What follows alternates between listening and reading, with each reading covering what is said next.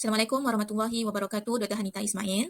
Nama saya Nur Syazwani binti Sabarudin dengan matrik nombor P124987 akan membentangkan tentang isu dalam pelaksanaan pendidikan semasa penularan pandemik COVID-19. Berikut ialah isi kandungan yang akan saya bentangkan sepanjang pembentangan saya pada hari ini. Pada tahun 2020, Malaysia telah digemparkan dengan pandemik COVID-19 dengan bilangan kematian yang sangat tinggi iaitu seramai 2.45 juta manusia di seluruh dunia. Banyak sektor yang telah terkesan dengan penularan virus ini dan salah satunya ialah sektor pendidikan. Sepanjang tempoh pandemik COVID-19 pada tahun 2020, sesi pembelajaran secara bersemuka telah bertukar kepada sesi pembelajaran dalam talian. Di samping persediaan oleh para guru, pelajar juga perlu bersedia dari segi kemudahan gadget dan akses internet yang kuat. Perubahan pembelajaran ke fasa dalam talian ini sebenarnya satu fasa yang mencabar kerana julung-julung kalinya mereka menggunakannya secara keseluruhan. Tetapi kaedah ini telah pun dinyatakan dalam salah satu ancakan untuk transformasi sistem pendidikan di Malaysia dalam Pelan Pembangunan Pendidikan Malaysia PPPM 2013 hingga 2025. Ancakan yang ketujuh ialah memanfaatkan ICT bagi meningkatkan kualiti pembelajaran di Malaysia.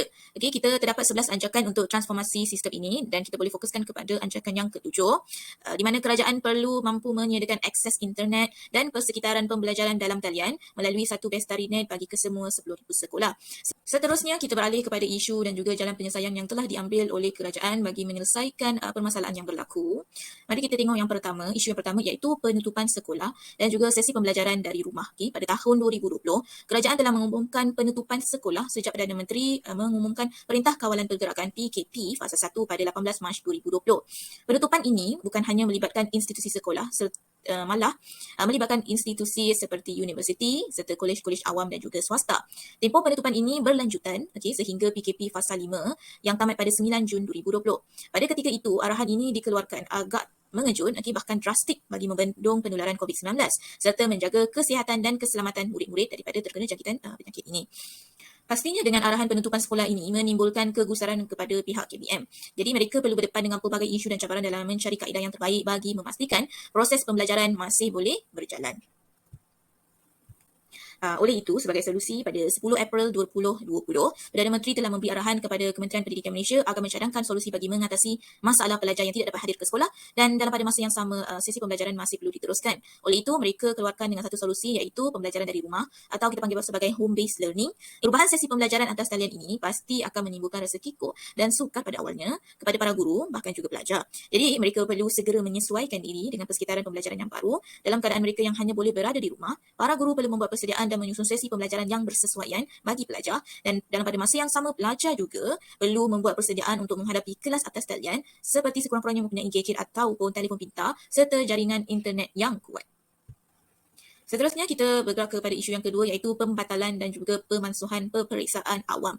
Peperiksaan PT3 telah dimulakan pada tahun 2014 dan telah dibatalkan pelaksanaannya pada tahun 2020 dan 2021 ekoran daripada penularan pandemik COVID-19.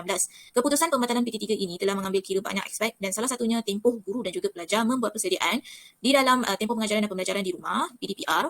Pada ketika itu sesi PDPR masih dijalankan sepenuhnya dan mereka perlu masa tambahan bagi menghabiskan semua topik yang berbaki sebelum hujung tahun. Selain itu, peperiksaan ujian pencapaian sekolah rendah UPSR telah dimansuhkan sepenuhnya sejak tahun 2020. Menteri Kanan Pendidikan berkata keputusan memansuhkan UPSR juga kerana penularan pandemik COVID-19 serta guru terpaksa memberi lebih perhatian kepada pelajar darjah 6 bagi subjek UPSR sehingga menghalang kreativiti mereka dalam sesi pembelajaran yang lain. Jadi solusi bagi permasalahan pemansuhan peperiksaan awam ini, kerajaan telah meneruskan dan juga menaik taraf pentaksiran bidik darjah itu PBT dan juga pentaksiran kemasukan sekolah khusus PKSK. Jadi PKSK ni ialah pentaksiran yang akan diduduki oleh pelajar yang ingin memasuki sekolah-sekolah khusus di tingkatan 1 dan juga tingkatan 4 yang bukan dilihat dalam pencapaian akademik semata-mata. Seterusnya, isu yang ketiga ialah perubahan tarikh peperiksaan awam. Setelah negara digemparkan dengan pemansuhan UPSR dan juga pembatalan PT3 pada tahun 2020, kementerian masih perlu meneruskan peperiksaan awam yang lain seperti SPM, SPPM, SBM dan juga SPAM. Okey, peperiksaan-peperiksaan ini sangat penting bagi menentukan hala tuju pelajar bagi melangkah ke alam pengajian tinggi. Oleh itu, pada tahun 2020, Kementerian telah menganjakkan tarikh peperiksaan SPM dan SBM dari Disember 2020 ke Mac 2021. Selain itu, tarikh peperiksaan STPM bagi semester 2 telah diubah ke bulan Ogos 2020 dari Mac 2020, manakala calon semester 3, peperiksaan mereka telah dianjakkan ke suku tahun pertama 2021. Bagi peperiksaan STAM 2021 pula, calon akan menjawab kertas mereka pada suku tahun 2021 juga. Okey, maaf, STAM 2020 ya. Mereka akan menjawab peperiksaan pada suku tahun pertama 2021. Seterusnya, penutup pendidikan pasca COVID-19 telah melalui pelbagai jenis perubahan. Hingga ke hari ini, ia banyak memberi kesan kepada pihak kementerian, pentadbir sekolah, guru, pelajar maupun ibu bapa itu sendiri. Semua pihak menerima segala arahan dan juga perubahan dengan patuh dan berlapang dada. Mereka yakin bahawasanya setiap perubahan yang dilakukan oleh pihak kementerian pastinya untuk kebaikan ramai pihak, juga untuk sistem pendidikan di Malaysia. Pastinya semua perubahan ini memerlukan penelitian dan juga perbincangan dengan pelbagai pihak agar ia dapat mengurangkan kesan sampingan pada masa akan datang, serta kita masih lagi dalam landasan yang betul bagi memenuhi PPPM 2013 hingga 2025. Jadi itu sahaja daripada saya. Sekian, terima kasih.